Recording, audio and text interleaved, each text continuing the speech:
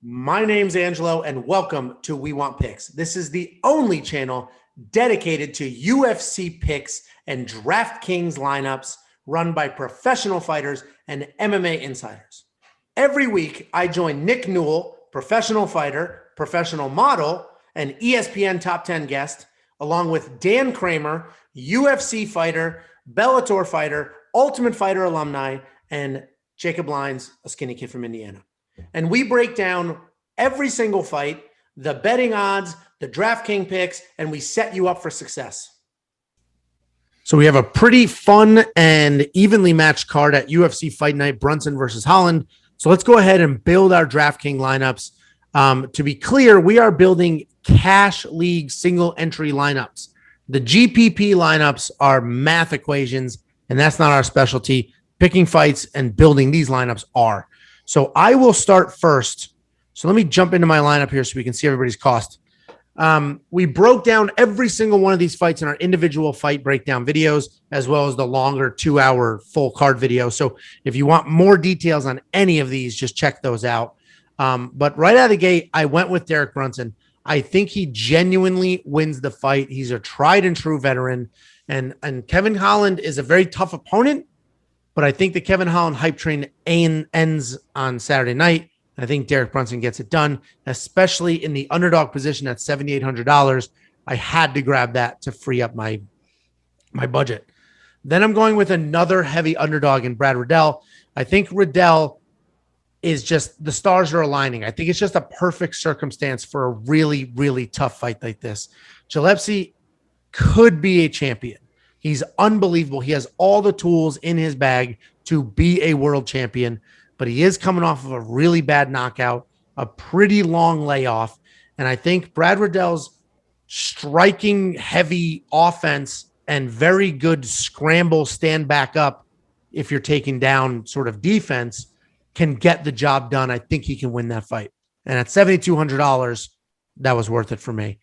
Tai Tuivasa is somebody that I was positive I wanted in my lineup. We've talked about heavyweights in the past. I'm not a giant fan of heavyweights in DraftKings lineups because one punch from either person changes your entire night. But I think Tai Tuivasa is just that much better. He has the leg kicks. He has the power. I think the leg kicks wear Mays down a little bit, and then big overhand power for a first or second round stoppage. So he's worth $8,900 for me. Then I'm going with Max Griffin. So Max Griffin, I think he gets it done. I think he's the more well-rounded fighter, and I think he has more ways to win the fight. So I'm going with Max Griffin for the win, and at $8,500, it's worth it to me. And then I'm going with Dolidze over Giles. Phenomenal grappler, power in his hands. You know, he's willing to trade. He is a massive human being. He used to fight at heavyweight. He's coming down the middleweight. That is a concern because maybe he struggles making weight. Maybe he gets too exhausted. He's drawn out. That's a question mark, but I just think his grappling is just so next level. And he's willing to strike. I think he gets it done, and I think he's worth $8,200. And then I'm going with Jackson over Strader. This was pretty much a lock for me. I mean, he just gets it done. He just has the striking. He has the power. He gets it done. I don't see it going any other way. So that's my lineup. I have $0 left. I'm very pleased with this. I hope there's no drops because I really don't want to touch this. Some weeks I'm worried. Let me see what happens. This one I do not want to touch. I want to leave it right here. So that's my lineup, boys. Why don't we go to you, Nick? Why don't you let me know what yours looks like, and we'll go ahead and build your lineup on the fly. Okay, so we'll start with the main event. Brunson, I think he's a good enough striker to not get knocked out, and just superior wrestler. His top pressure will win, ground and pound, adding him. Second, Tai Tuivasa, same as you. I believe that he has the power to get the finish. He will get the knockout. I have him in my lineup. Next, again, along the same lines as you, Roman Dolidze.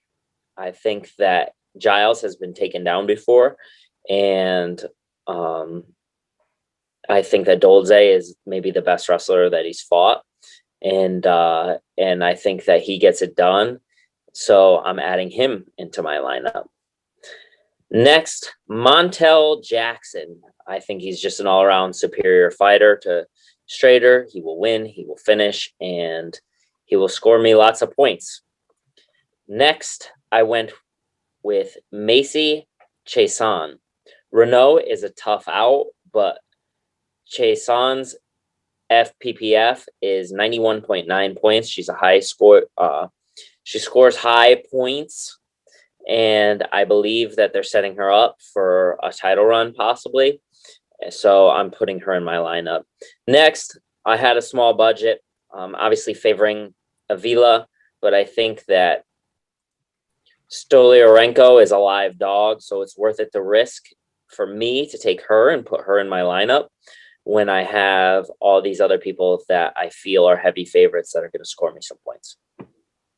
Yeah, so your lineup and my lineup are very similar. The only differences are you have, Chiasson and Stolyarenko. I think Tai Tuivasa and Montel Jackson are locks for finishes, and Dolidze is right behind them. Derek Brunson's a little closer, but I think he gets it done as well. And Montel Jackson, I mentioned his striking, but his grappling is phenomenal. And he's a massive human being. So I think he's as close to a lock as we have on this card. So I like most of your lineup. Dan, we'll go to you next. Jacob loves going last. So Dan, we'll go to you next. Why don't you walk us through your lineup, what it looks like, and what direction you went with some of these underdogs?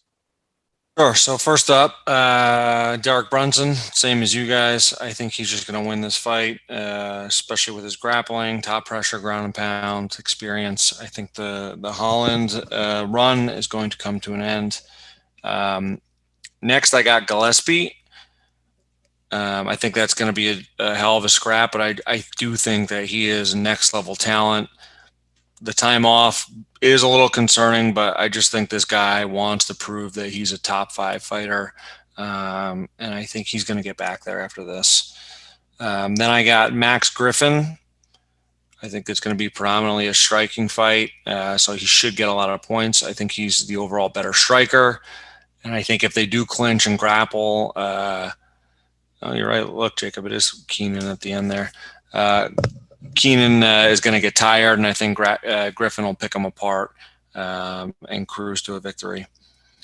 Then I got Yanez over Lopez. I think this is another fight that's going to be a pretty tough scrap, but Yanez, I believe, is a contender. He seems to be getting better every fight. His striking is phenomenal. I think this is going to be a tough fight for him to show that he's there and he's legit, but I think he will. So I'm going to take him for the $8,800. Then I got Dawson over Santos. And I think this just comes down to Dawson being the younger, better shape, more athletic fighter versus Santos, who, 5-6 years ago, this would have been a different story. But I think Dawson's going to fight a smart fight, push him up against the cage, get him tired, and I think as the fight goes on, Santos is going to wither with kind of being older and having cardio issues, and I think Dawson's going to beat him up and maybe get a late stoppage, but for sure cruise to a unanimous decision victory. And then last I have right next, I got $7,300 left, and I am up in the air, but right now I have Stolyarenko for $7,000. I just think her and Avila are going to go at it out of the gates. I think there's going to be a ton of striking, probably a back and forth slugfest. And I think Stolyarenko does have that armbar in her back pocket. So she's always live to get a finish with that. So that's my lineup for now. I got $300 left over. I don't think I'm going to change anything, but definitely tune in later in the week. We set our final lineups on Saturday. Check out the weigh-ins, make sure everybody looks good, see if there's any drops. So check back Saturday for the final. Yeah, so couple things. I think Stolyarenko is a decent pick, especially at $7,000. We broke down in the individual fight video. We're not necessarily picking her to win, but that fight could go either direction, and she is tough and an animal. And at $7,000, when you have a limited budget, I mean, you didn't have many options. She's probably the best option you had. So that's not a terrible pick. And I think your lineup gets trickiest. So we're heads up against each other in a few of these, but I think the trickiest pick in your lineup is Dawson over Santos. And we talked about in the individual breakdown video, Santos, I think, is the livest underdog on this entire card. He's just old and people are counting him out, but he's on a 13-fight unbeaten streak. So this will be interesting. We're definitely betting this week, Dan. I smoked you last week. You refused to pay me saying that I never called out the bet. We're betting. It's on tape. Oh, yeah. The normal. Okay. All right. Agreed. The bet is out. Yes. We are betting this week, Angelo. Yeah. And next week, I'm going to show your outgoing Venmo transactions just to let the people know. We're betting against this lineup, by the way. So no tricky weirdo games. Yeah. Okay. So when two of them fall off because of injuries, then you're going to try to. Dan, we set the bet. Right. Okay. So Jacob, why don't you walk us through your last place lineup and let us know why you picked Kevin Holland? Yeah, Angelo's getting real get feisty towards the end of the night. Jacob, can you remind them he had an injury to his finger from, we called it his Venmo finger because he was pushing it so much to keep Venmoing me money every week that he actually hurt his finger. It was gnarly too. He was showing us pictures. That thing was rubbed out right over the bone. The callus on that finger from months of just sending Venmos to me. Oh my God. Like, I felt bad for him. Yeah, don't show it on this. We'll get put down quick. Yeah, but Kevin Holland, I knew it immediately. I was going Kevin Holland in my lineup. Everyone's waiting for the lock of the week. I wanted this to be my lock of the week, the hype train, to lift me back up to where I should be. Even though my lock of the week last week scored the most points out of everyone, that all the losers scored the most points, and that's all you can really ask for in lock of the week. So I could still consider it a win. Hold on, all you could ask for out of the lock of the week is they score more than all the losers. All right, there's the bar. He was $7,100, and he was supposed to lose the fight. He really won the fight. I think if it goes to scorecards, he wins the fight. That's my personal opinion. But we're moving on. I wish Kevin Holland was my lock of the week, but he's the favorite, and I can't do that. But if I could, I would. So Kevin Holland is my fourth lock of the week this week. We'll go to the other three. I pretty much should have 6 locks of the week. That's how confident I am in this lineup. I always say that I'm the most confident I've ever been, but this lineup, my God, I'm looking at it right now, and I don't know how it's even possible. But Kevin Holland, I got him locked in there. Then I immediately went to Gregor Gillespie. He's the real deal. You mentioned the only thing that worries me is that bad KO, but I think he took enough time off. He's feeling better, and I think he's just got that top-level talent. The wrestling, you always get those points, 5 points, because Rydell can scramble out of those situations. So I think he scores 1,000,000 points in this. And then we get to the actual lock of the week. This is the big one, guys. This is what everyone's waiting for. Anybody want to drum roll me? Anyone? Drum roll? No. What'd you do with your shirt from last time? That shirt is no more, Dan. Tears. It absorbed all the tears. Anyway, the lock of the week to go 6-0-1 in the last 7 weeks for lock of the week is Trevin Giles. My biggest call this week is that this fight doesn't even happen. I don't know how Roman's going to want to make 185. If he has before, that's great. I feel better for your guys' pick if he has, but he is a huge guy. And if he does make the weight, if he does show up, which now he knows he's against the lock of the week, so he might be cutting weight right now. Like, damn it. Even if he does make weight, I see him getting tired. I see Giles is a guy that does not panic. He was in a bad situation against a very good fighter in Ryan Spann. He had his back. He didn't panic. He can weather the storm and then just wear down Dolzine, because Giles is a very, very good fighter, guys. He's 13-2 and fought some great competition. So he's my lock of the week. My backup lock of the week, this was my second. Holland's the fourth. We'll get to the third. My backup lock of the week was Leonardo Santos. I think he definitely has the jiu-jitsu and the experience to win this fight. Dawson is a smaller guy. He's a featherweight, lightweight that's coming up to lightweight. Santos is 6 foot tall, 155, big lightweight. And I think Dawson has issues with that, with the size difference, and Santos finds a way to submit him. The next one is my fifth lock of the week. This is Ruiz, the Mad Rabbit, and man, is she tough. And she is an unbelievable grappler. I don't think you guys realize how good a grappler she is.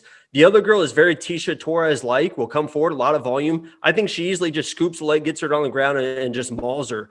The other chick was 7-7 in amateur fights. So it's like she's supposed to be this next big thing, and she definitely has the volume, but 7-7 just doesn't tell me enough. So I'll take Ruiz at $7,100. I think that's great value.